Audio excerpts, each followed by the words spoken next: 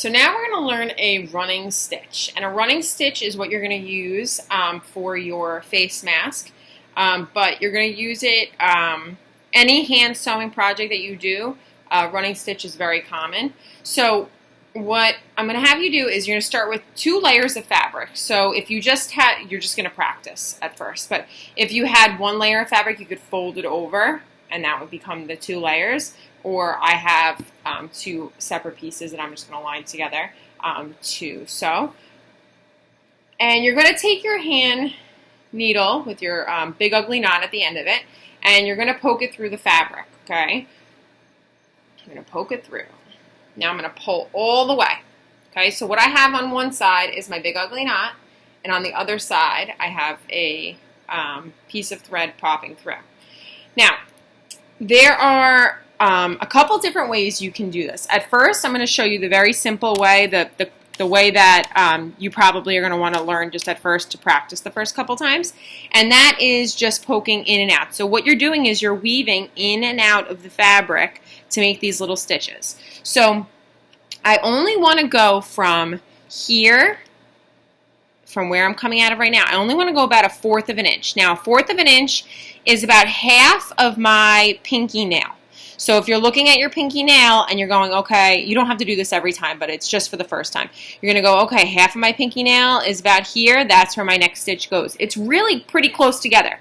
Now the key is the closer your stitches are together, the stronger your stitch is going to be. So if you don't listen to the 1/4 of an inch rule and you make it 1 inch, your stitch is going to be this long, 1 inch long. It's way too weak. It's going to break very quickly.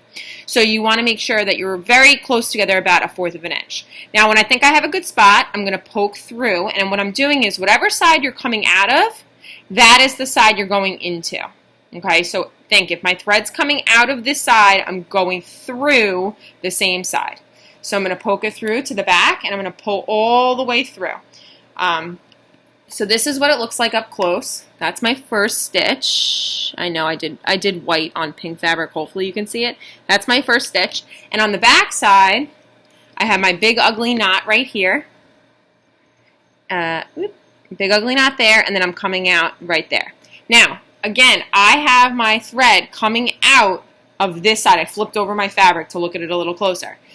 I'm coming out here. Now, again, I go in through the same side that I'm coming out of, because let's say I got confused and I went around the side of the fabric, right? So I'm coming through the back now. Look at this loop of thread coming around the side. That's a common mistake that happens, especially in the beginning when you're just learning. So just think, if I'm coming out of this side, I'm going back into this same side. So you're going to, again, 1/4 of an inch down, okay, about 1/2 of your pinky nail, 1/4 of an inch, you're going to poke through and come out this side.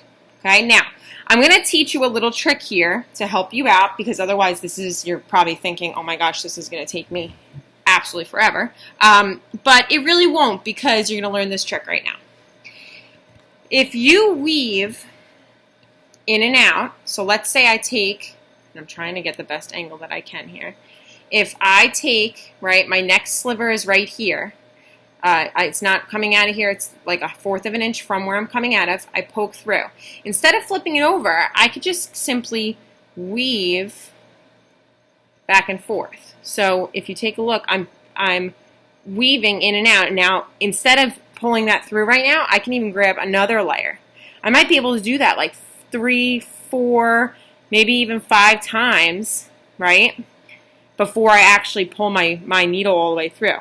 Now that helps me get a stitch that's a little bit faster, still measured correctly, because I'm making sure each time I grab the fabric, it's about 1/4 of an inch of a grab, but that would be what it looks like. And then, so I grabbed 3 times just now.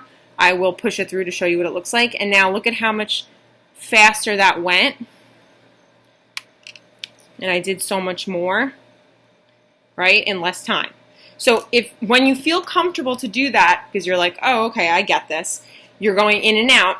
When you feel comfortable doing that, try maybe even 5 weaves in and out, because we're going to be using this a lot with our face mask project. And if you get this from the beginning, it'll be a lot easier for you to do each of the stitches.